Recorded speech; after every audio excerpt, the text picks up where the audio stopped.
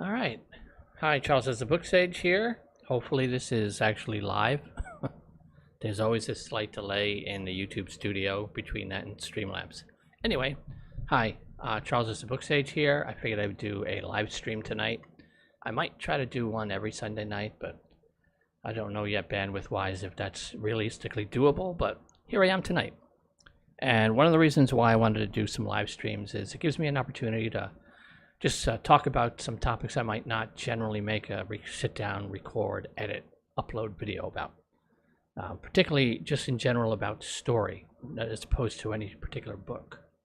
So tonight I thought, why not give my kind of high-level thoughts on the Disney Plus Marvel TV shows so far.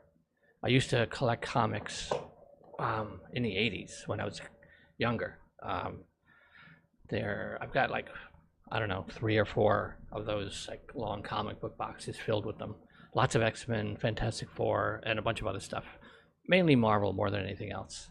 My DC Comics was mainly focused on the New Teen Titans as the main thing I collected on the DC side. Though I did have some Superman, Batman, scatterings of stuff. Anyway, I really enjoy what Marvel is doing with the TV shows on Disney Plus, which I guess is what Disney's doing with Marvel. And each show so far, I've only been disappointed in one, and I'll get to that one. I'll get to that show. But I figured let me start off with, I think, the order that they released in. And we'll start with WandaVision. Now, a big fan of Scarlet Witch and Vision from the comic books back in the day. And I really enjoy the MCU's presentation of these characters as well. I think both actors do a fantastic job portraying the MCU's version of each of these characters. And WandaVision was a really smart choice to kick off their run of Marvel TV shows because of its very stylized presentation, where it's opening up like it's a 1950s, 1960s TV sitcom. I mean, episode 1 is pretty much like the Dick Van Dyke Show. And I'm in my about to be late 50s later this year, so I grew up watching, Mary Tyler Moore and all those old shows, reruns of the Dick Van Dyke Show, and was it Hazel, and all sorts of other shows. So I grew up with that era of television. So, watching as each episode went to a new show, a new decade, that was like really just reminiscing my childhood. And it's just a really intriguing way that gets people like to tune in to a Marvel TV show where people might not think to bother with their TV shows and just stick to their movies. But I guess what I really liked about the WandaVision show was that it was really all about tackling grief. And in this case, it happened to be Wanda's really, really bad way she chose to tackle grief. Enslaving a whole town and making them your puppets is, pretty heinous act. But the show is ultimately about grief, because while the rest of the world has had 5 years to mourn the passing of Vision, to Wanda it was 5 seconds, 5 minutes. She hasn't had time to grieve, so this is what she's doing here. And I really thought it was really smart to bring in like Darcy from the Thor movies, and is it the FBI agent? Is it Jimmy Woo, I think, from the second Ant-Man film? I mean, really nice little secondary characters that have their personality quirks. That they're very usable characters, I guess you could say, in a sitcom type or TV show setting, because they each have their skill set that is convenient for the plot and the writers. Plus, they have the actors are really, really good in the roles too. And I was I was surprised. I guess I shouldn't be surprised, but I really liked how well Darcy, Jimmy, and Monica like meshed together, how the 3 of them were just clicked and worked together as a team. They each complemented each other in a way. And we also, with Monica, we see one of the other things that they're doing with the TV shows is it's not only acting as sort of a transitional period or transitional piece to get these characters from the end of phase 3 to where they need to be for when they start taking center stage in phase 4 again.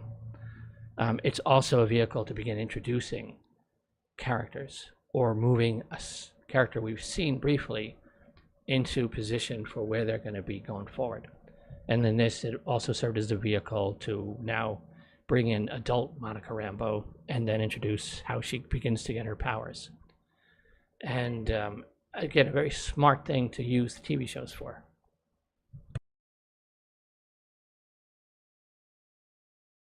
So I think that was really well done to kind of balance out these few different things. And one of my favorite parts, particularly, was in episode 1, where, you know, it's blocked and framed like your typical sitcom back then. I think they got a lot of the people who actually worked on those shows involved and gave them their technical expertise to be very true to how they were filmed back then. But the moment the boss begins to choke at the dinner table, I loved how the camera the framing just subtly shifts, and we're no longer in sitcom like blocking. We're now in kind of horror framing and blocking for how you would frame a scene in a horror film. And it was really done really, really well, and then shifts back to the sitcom framework. I like those kind of touches where that was your first hint that, okay, there's a disconnect. There's an obvious disconnect here, because there'd be, why in the world would they be living like they're in a 50s or 60s sitcom?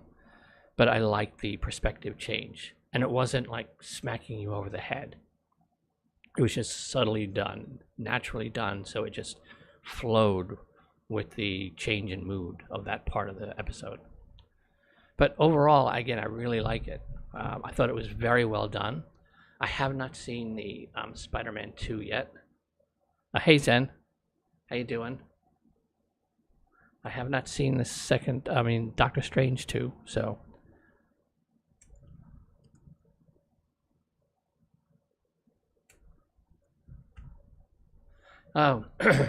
As my thoughts on, Zen is asking, what's your thoughts on the Jon Snow sequel? I really don't know what to make of that right now. I'm not, whoops. Hold on a second, I hit the wrong button on my keyboard. The screen should be back in a moment. I really don't know what to think of it. I have no idea what story they would even begin to tell. Because in the TV show, I mean, the others are gone.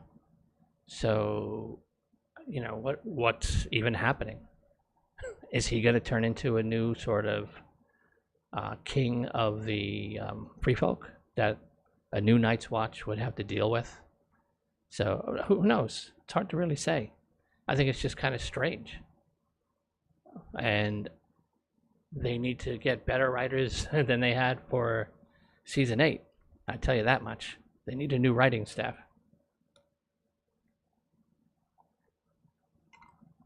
But I mean, there's always possibilities. We saw so little of North of the Wall that they have a large canvas to work with.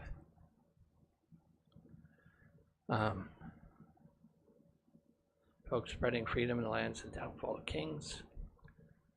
But yeah, so I guess from that perspective, if it's the wall's sort of gone and now you have the free folk, and will there be this migration now where the Bran is going to have to deal with it no longer being a closed off part of the continent?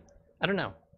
It's hard to say. I'll have to kind of think about that and maybe do a video on just kind of where I think they might be able to take Jon's story post A Song of Ice and Fire. But, so where was I about? Oh yeah, the Wanda and WandaVision. Now, I think my favorite and least favorite thing about the WandaVision show was having the X-Men, you know, from the other studio, X-Men show up to be his brother, her brother, but then turn out to actually not be him, just an actor that Agnes hired. And I'm also really curious as to what Agnes is going to be doing in her show. Now, I'm intrigued because we know we're going to be getting the Fantastic Four at some point, and Agatha Harkness is connected to the Fantastic Four in the comics. So there's a lot of intertwining stuff there. So with her, so I'm hoping.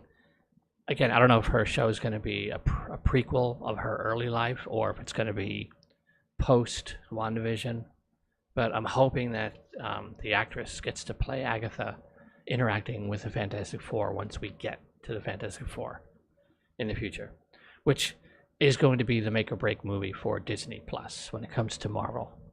It's Fantastic Four is going to be their make or break.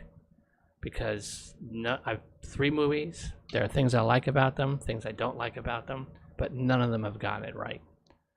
And the Fantastic Four that's the royalty of Marvel Comics.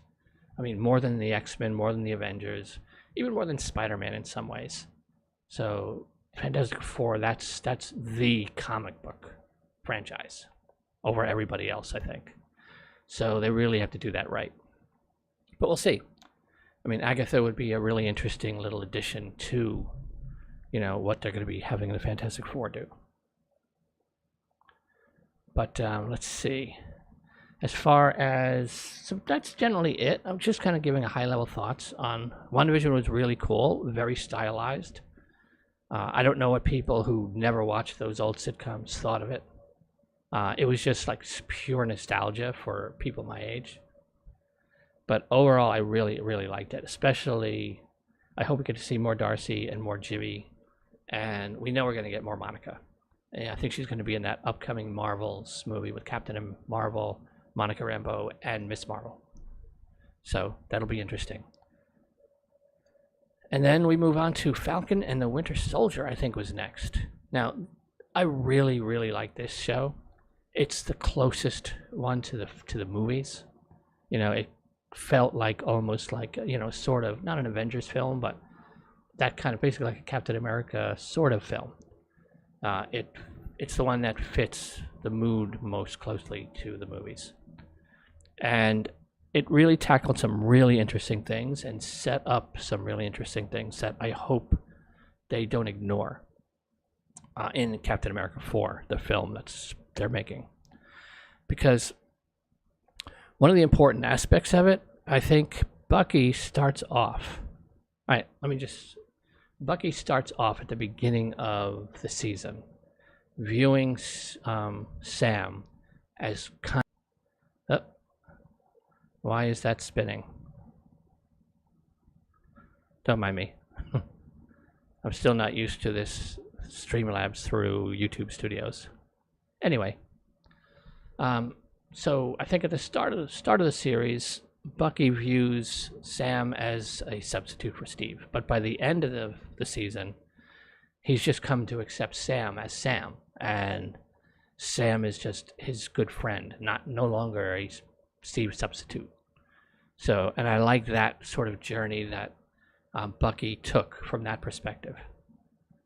But Sam is in a curious place by the end of the season. Because he's Falcon. And I don't really know how Falcon is viewed in the MCU's America. Because he was a fugitive with Steve. And so, just think of how the media would have portrayed him. And when he was on the run with Steve Rogers and Natasha Romanoff and others. He probably was excoriated in the media. So I don't know what they viewed Falcon as at that point. They really didn't address an establishing point for where he was kind of viewed by the people. But I think because of John Walker's failure as Captain America, when Sam finally steps up and takes the role, I think the way Bucky viewed Sam at the beginning as a substitute, the country viewed Sam as an acceptable substitute for Steve. I don't know that they necessarily see him as Captain America yet, as Sam Wilson, Captain America. I think he's kind of viewed more as a substitute. Okay, he's an acceptable Cap in place of Steve, not like that other guy. So I think he still has that journey to go as a character. And no matter what the plot and antagonist and all that stuff is in Captain America 4, I'm hoping that he's able to have that character study, that character arc, to where he goes to just be accepted as a national hero for being Sam.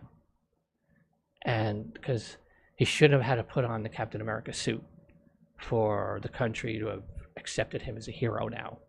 Because there's a clear difference. That suit has a lot of weight to it. But he shouldn't have needed to put that on for the country to say, oh, okay, he is a hero. You know, he should. So I'm hoping he gets that journey where the people get to see that, no, he doesn't. He is the hero that we need, and whether he's got, no matter what he's wearing, whether he's Falcon, whether he's Captain America, whether he's just Sam, he's worthy of that respect. And there is an uneasiness to it for me as well, because, you know, they brought it up in the show with Isaiah Bradley, you know, the super soldier, where he told him it's like the country is never going to accept a black Captain America. So he was adamantly opposed, because he doesn't think that in the end they'll really accept him. So Sam has that kind of challenge now where he's got to kind of break that mold, if you will, break the country's view on it. And it does bring up the element, not only does him putting on that suit like start to get the country to kind of see him as a hero. There is this, and I don't mean this in any woke way at all, but he should have had to put on a white man's suit for the country to say, oh, okay, he's a hero now. And I don't, again, that's not meant in any woke kind of way. It's just the reality of part of the dynamic of the country in the MCU and in our world. You know, there is a racial element, and that can't be ignored. And the show begins to address it. They brought it up and made it an essential point between his discussions with Isaiah, the Isaiah character. So it's an element there, and I'm hoping it's not just ignored and it actually addressed properly in the film, because the character deserves to grow into and be accepted as the character. And I'm not talking about us in real life watching him, though there's probably some element of that as well from some people. But it's a journey that the character needs to take, because it was raised and was brought up in the show. So I hope it's not ignored in the movie once they take these characters on the next step. And I'm really curious what they're going to do with Bucky, because in the comics, Captain America goes from Steve to Bucky, and then Bucky to Sam, I believe. Bucky's Captain America journey is what he uses to shed off the Winter Soldier identity for good. And he's now not going to have that journey here, because they skipped that and just went right to it being Sam. So I'm really curious as to where they're going to go with Bucky, and what journey he's going to get to take to begin leaving the Winter Soldier identity behind. They've toyed with the White Wolf moniker a little bit, but we'll see, because I hope they don't just decide to leave him being called Winter Soldier, because that's a villain, and there's death and destruction and trauma attached to that name. So the character was able to have that journey in the books, so I hope he gets to have that journey clearly now in a different way in the films. But I'm really looking forward to the Captain America 4 movie. And it needs, the people who worked on the first three hopefully are working on the fourth one, because it needs quality writing. The characters, the actors, and the story that's there to tell deserve it. But so it's really, really intriguing. A lot of fun, very action, very much like the movies. But it also began to tackle some really important elements that the comic books do tackle and do deal with. And I hope the movies will do it right. So, and then now Loki. Ooh, I love the Loki show, but I will say that plot makes not one lick of sense if you really break it down. beautifully shot cinematography, the color palette, color grading, the aesthetic, set designs, everything is just fantastic in that show. And I love just the story in general. I really enjoyed. It was intriguing. It was fantastical. You know, getting to see Loki and Sylvie's interaction and their characterizations, their interpretations of the character. And of course, was it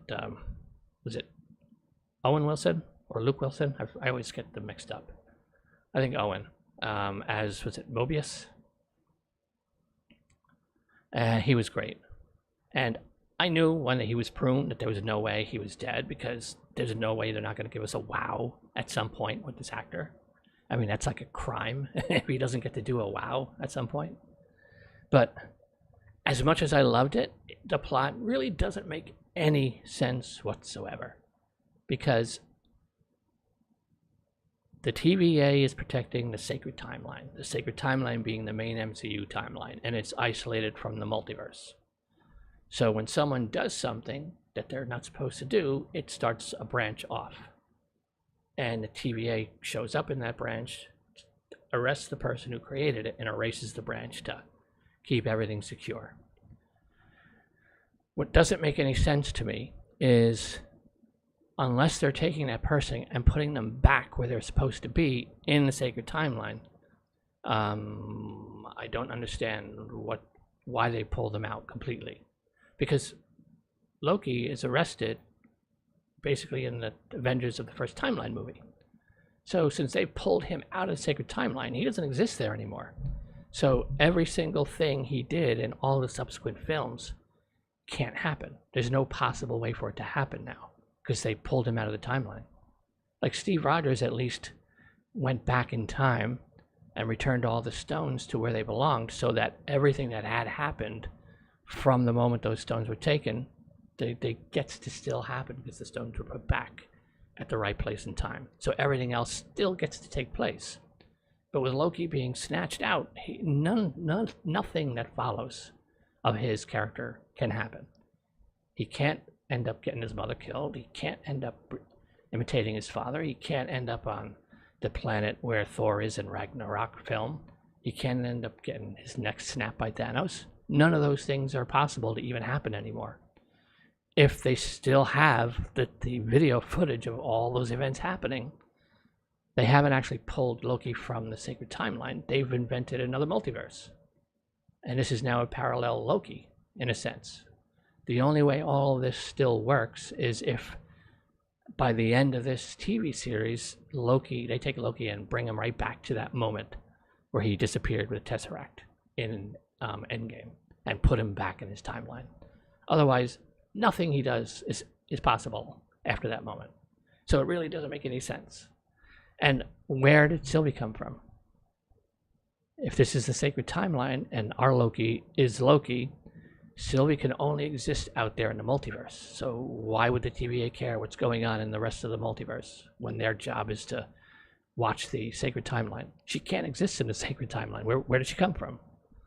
So it doesn't really make a lick of actual logistical sense at all. At all. So I still love it. I've watched it multiple times, and I'll watch it many more times.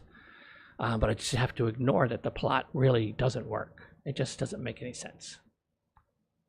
But still a lot of fun. I'm looking forward to seeing more of Sylvie.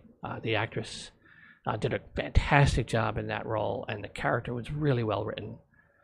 And she's just as interesting and intriguing as Tom Hiddleston's Loki as well. They're very different from each other, but alike where they need to be. But that was just a really well-crafted show that kept you on your toes and kept you interested, as long as you ignored that the plot's impossible. But, yeah. Anyway, so what was after that?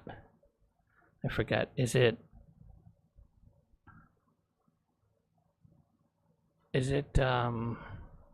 Hawkeye next? Yes, Hawkeye. Hawkeye is the show, the Disney Plus Marvel show that I've now watched the most. I've gone back and rewatched that a bunch of times. I actually really enjoy it. It's again, it accomplishes, like WandaVision introduces Monica, Loki introduces Sylvie, Hawkeye introduces Kate Bishop, it introduces Maya, Echo, and it brings Yelena out of the whole Black Widow stuff now into the main MCU, like interacting with the main characters.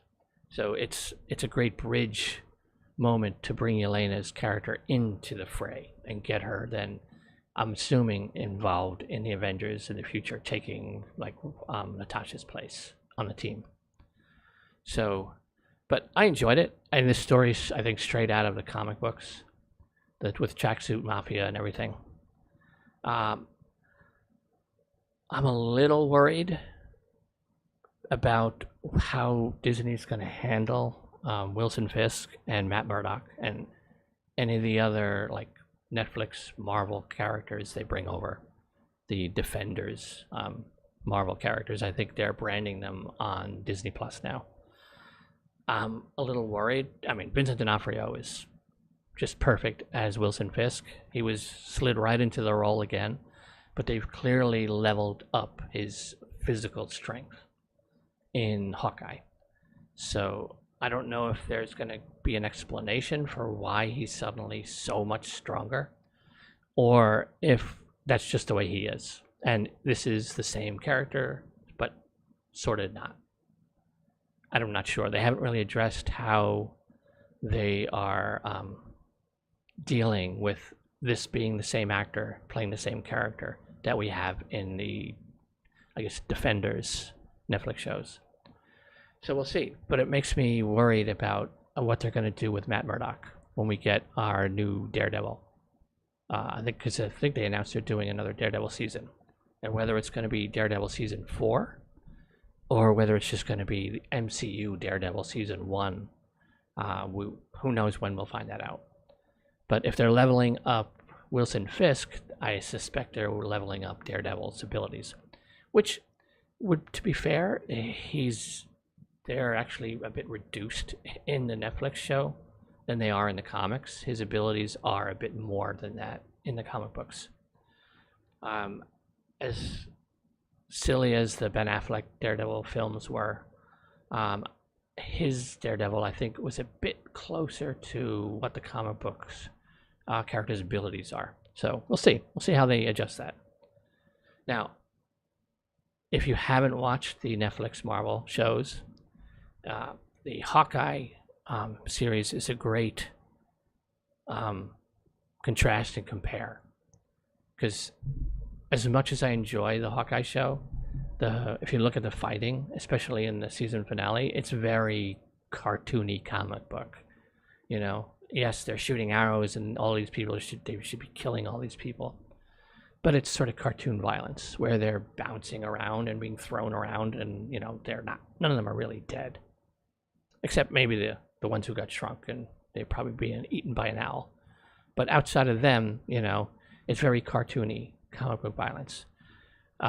Compare that to Daredevil, and that's like knockdown, knuckle-bared, knockdown, drag him out, like pretty hardcore fight scenes, like in hallways, in staircases. It's a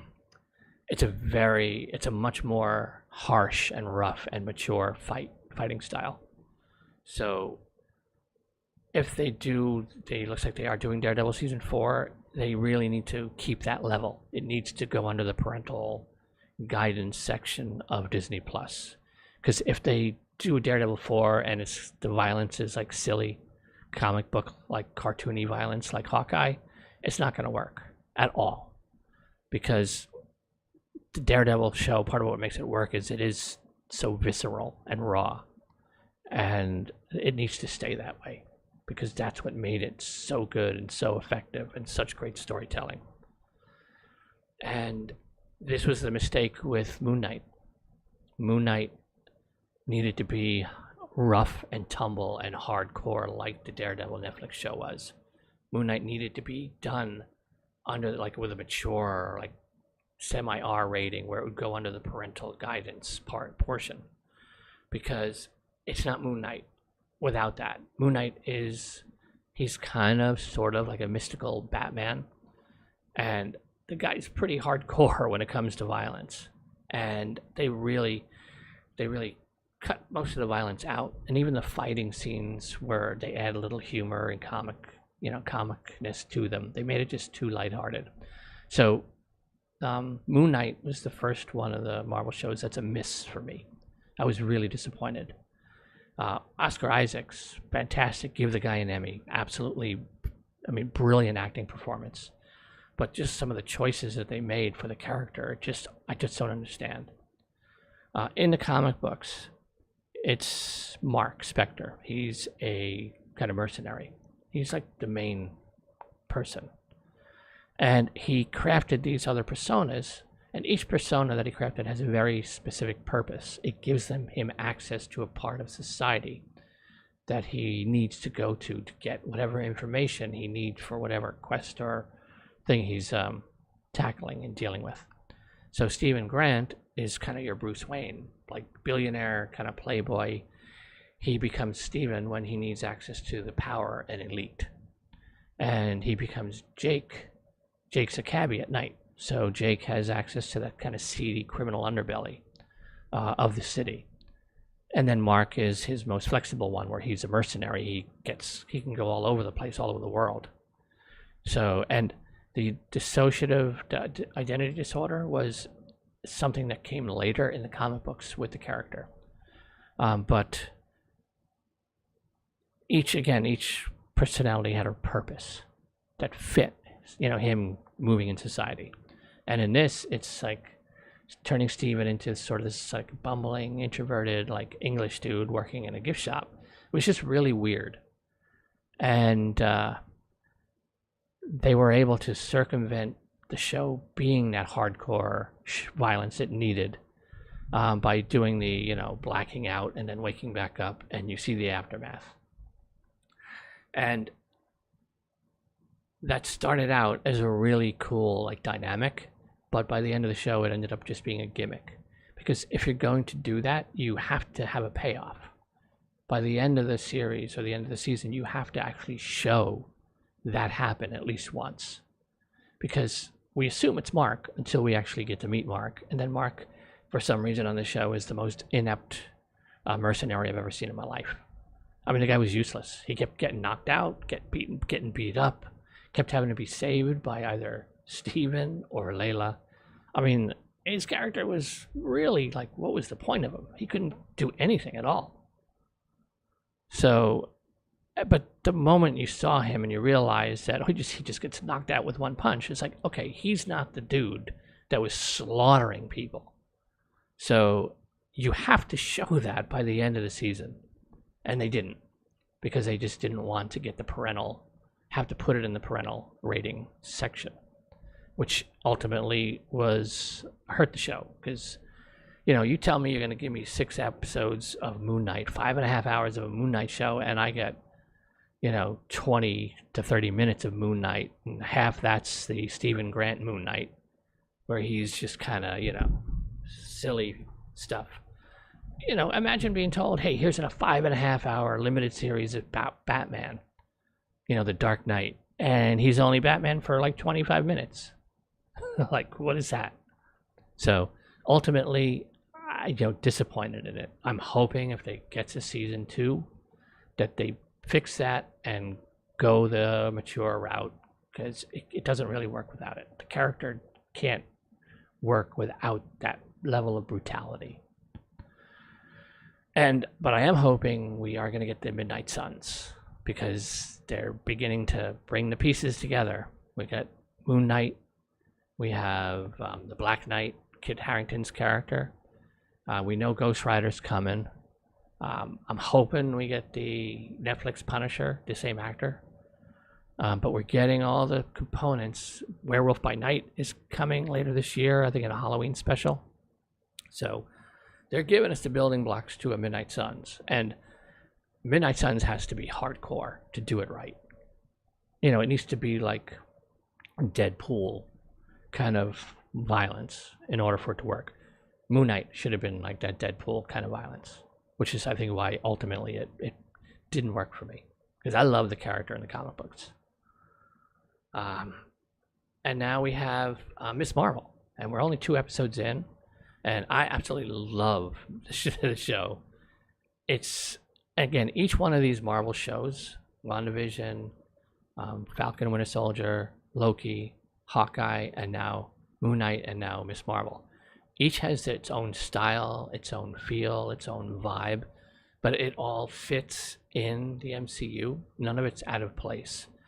And I love the stylized direction where, you know, everything's basically, you're seeing the world through her imagination, where doodles on the buildings that she's going by, and, you know, cartoon clouds in the air, and like in the bodega, the signs are like hearts and like emojis and stuff, the neon signs. It's just really well put together. The casting is just perfect in this show.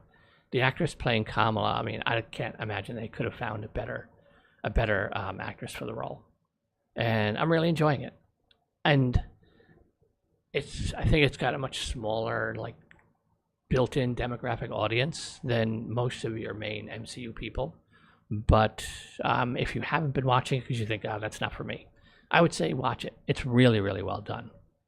The family, in the first episode, the family was very sort of sitcom caricature-y, and there wasn't much personality to them. They didn't really introduce, they just kind of threw people at you in the first episode. But episode 2 is really good in beginning to flesh out the characters and beginning to see the family dynamic, and getting to learn more about each of the parents, the brother, the dynamic in the family, the culture. Because it's cool that it's not just a Muslim American, but it's a Pakistani American. And it's not just a Pakistani Muslim American, but it's a Pakistani Muslim American in Jersey City. So each one of these elements plays a role in shaping the character and the story and the environment. And they're doing a really, really great job of incorporating like Jersey City into the story. It looks and feels like that you're just across the Hudson. So I'm enjoying it, and I'm curious to see where this is going. I never read the Miss Marvel comics. She came out long after I stopped collecting comic books, so I'm not familiar with the stories that she already has in the comic books.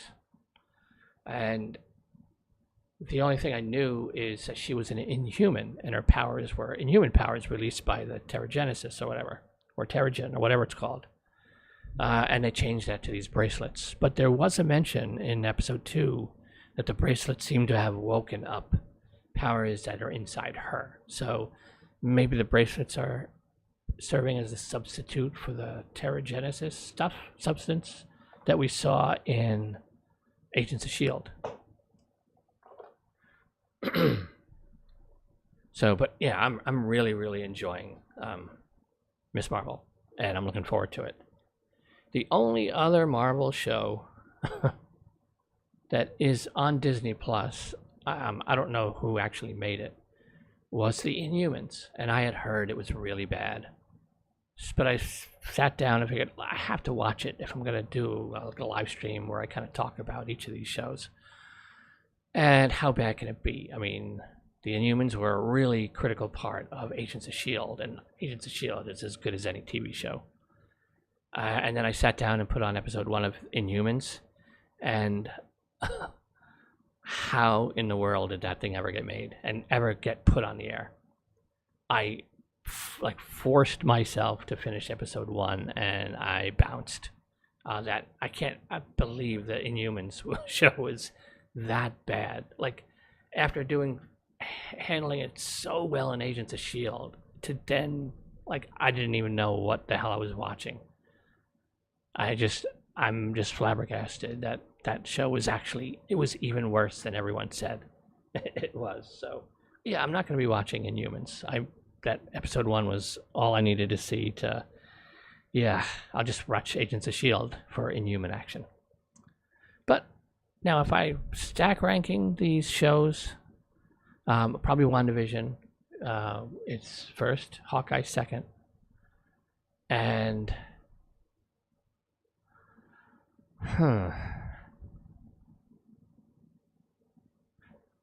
Loki, maybe third, and then Falcon and Winter Soldier, and then Moon Knight. But Falcon and the Winter Soldier can easily go ahead of Loki in terms of story, the substance and importance for like the main like storyline going forward, like Avengers stuff. It's far more impactful on where we're going with that core like Avengers focused storyline in Phase 4 once we get there. So it's a far more important show to the main MCU timeline than Loki is, because I don't know how they even begin to bring Loki back into play with anybody else ever again at this point. So we'll see. But and Miss Marvel I'm not rating because it's only 2 episodes in. But I really, really like it.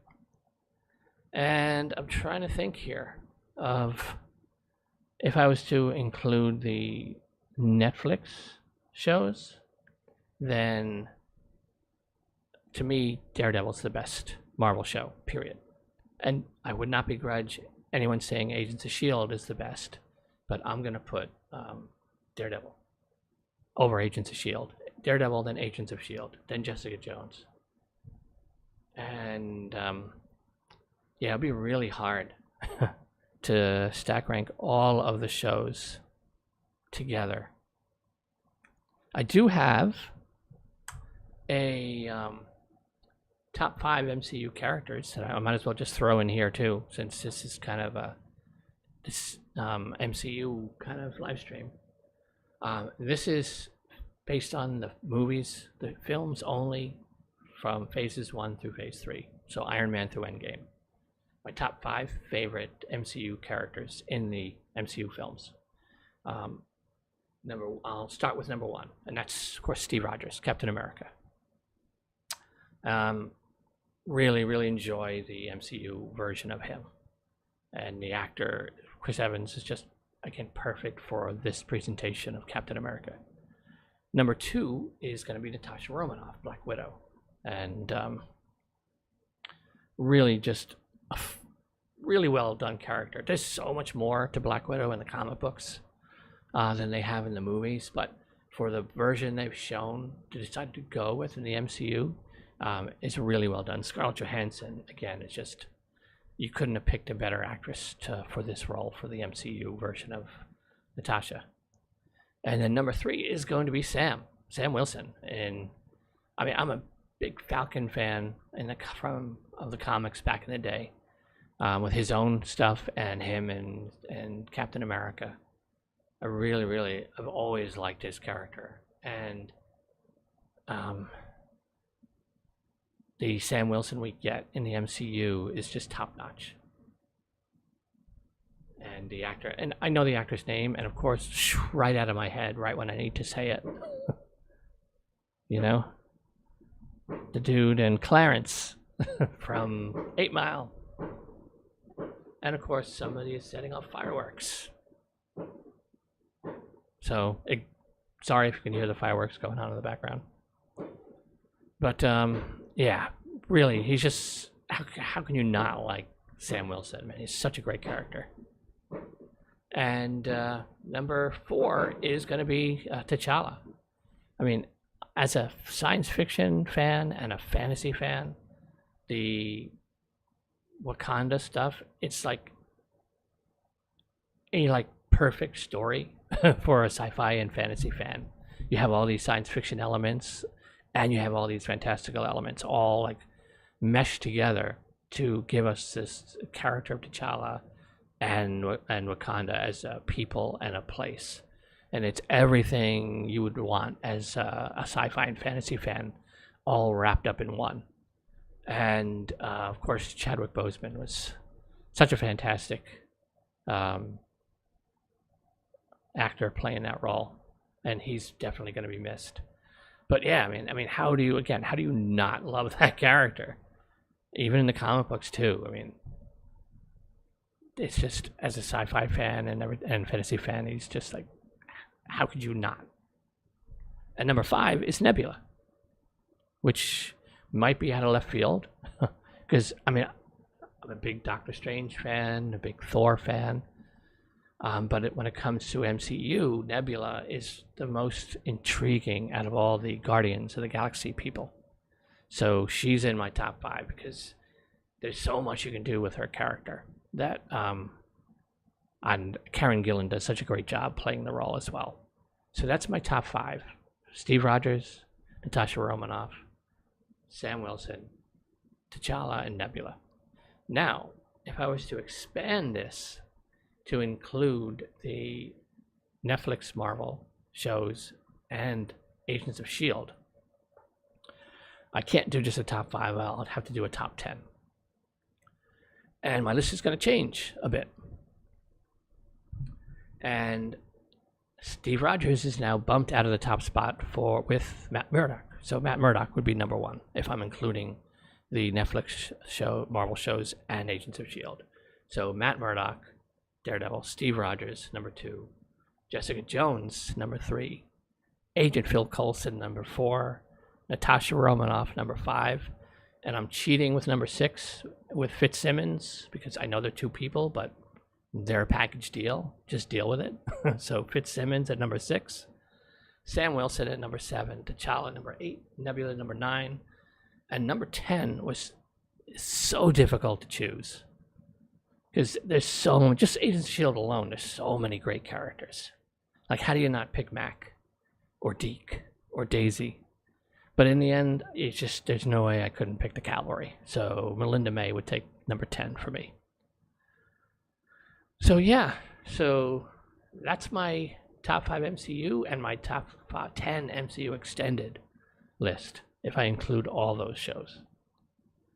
And like I said, I wouldn't begrudge anyone putting Agents of S.H.I.E.L.D. as their best of the Marvel shows. I have it at number 2 behind Daredevil, but again, Agents of S.H.I.E.L.D. could easily be number 1. So, and now I want to just go put on either one of these shows and start watching them again because they're just that good. The only one I'm probably not going to rewatch is Moonknight, like I said, because that's the only one that's disappointed me.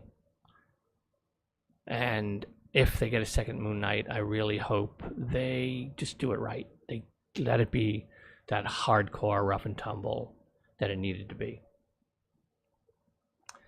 So, yeah, I'm trying to think if there's anything else to really talk about in regards to the Marvel stuff. You know, it's something different because, you know, my BookTube videos that I sit and record and edit and upload are, you know, basically me talking about individual books I'm reading, not story in general. And I think the live streams to be able to do kind of like more topics like this where I could branch out and it not necessarily be about a book per se, but about like a characterization or adaptations and things like that. Because there's so many adaptations now coming out that are fantasy and sci-fi related. So it'd be nice to use the live streams to kind of talk about those. And I am trying to think if there is anything else at all that I might want to bring up in regards to this stuff. Oh, actually, well, yeah, one more thing. I'm probably going to do another live stream centering on Marvel, but it's going to be specifically about self-sacrifice, and particularly in Avengers Endgame. I've already been on for almost an hour here, so I'll save that for another live stream. But I do want to do a live stream about the self-sacrifice of Natasha and Tony, because they're both really well done and both are done in a way that's very in character for each of them. So that's going to be another upcoming. I'm going to try to do this every Sunday night. Just a nice fun way to wind down the weekend before I go back to work on Mondays.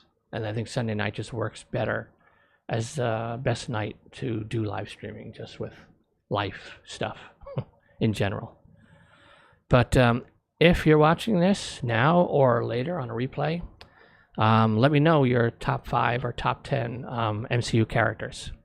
So I always like kind of lists like that to see which characters people gravitate towards and why. So I did my top 5 MCU, just phase 1 through 3 movies, and then I did my top 10 MCU extended, where I included the Netflix shows and the Agents of S.H.I.E.L.D. So anyway, I think with that, I have been on for 51 minutes or so. And I have to remember to look at the lens for the live stream. And, you know, I'm gravitating, I'm looking at the computer and looking at my lists over here rather than just focusing on the lens like I should be doing. So I need more practice doing the live stream stuff. So, because it's not as easy as it looks when you're doing it by yourself. I used to live stream all the time, years and years ago, every Friday night with a craft beer group. And you know, you're in a Google Hangout and there's like 10 of you. So all you need to do is look at your screen, really. So, but here there's like different moving parts. But anyway, that's neither here nor there. Yeah, I'm gonna finish my beer and probably end up putting on one of these Marvels stuff. I just rewatched Black Widow again last night for probably like the 10th time. I love that movie, even though, you know, it has its faults. It's still, I love it just for the characterization, the two between Natasha and Yelena. And it's a great just acting study because they're very different performances. And I guess my final thoughts before I do sign off is what the actress who plays Carol Danvers, you know, Captain Marvel, she falls flat for me as an acting choice. And maybe, I don't know the actress, I've never seen her or anything else, so I don't know, it's just Brie Larson, I think. I don't know, it's just not the right character for her, or she just doesn't have that kind of acting that fits in this, in general, in a sort of fantastical kind of comic book role. But if you look at Florence Pugh's performance as Yelena, she can keep her expression, very stoic, but still also manage to convey pretty heavy emotion, even without her face, you know, being very active. It's just the way she sets her face and her eyes convey everything. Whereas Scarlett Johansson, her performance as Natasha, it's very like, she's always like, her brain is always calculating, always assessing, always adapting.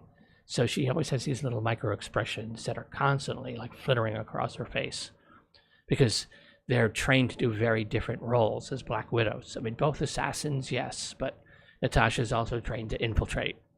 She can enter a room and really quickly size everyone up and then give them what they expect to see, which is how she's introduced in Iron Man 2.